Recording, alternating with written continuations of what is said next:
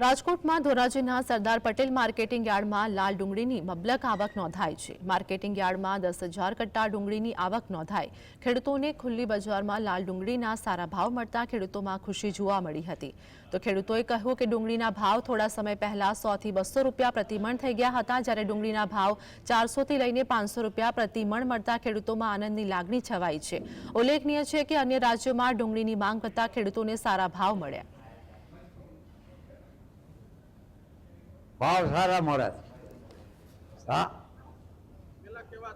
400 ને 40-45। हाँ बहु भाव सारा મળે।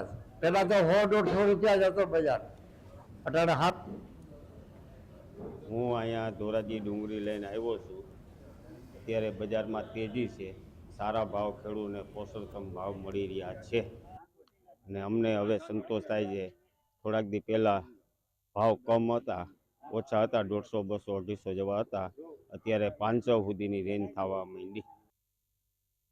હું અહીંયા એચએલ પેઢીમાં ડુંગળી લઈને આવ્યો છું અને મને સંતોષ છે, હારા મારો સંતોષ છે કે 400 ની ધારણા હતી એને બદલે 451 આવ્યા છે ભાવ, એટલે બહુ ખુશ છું વાત।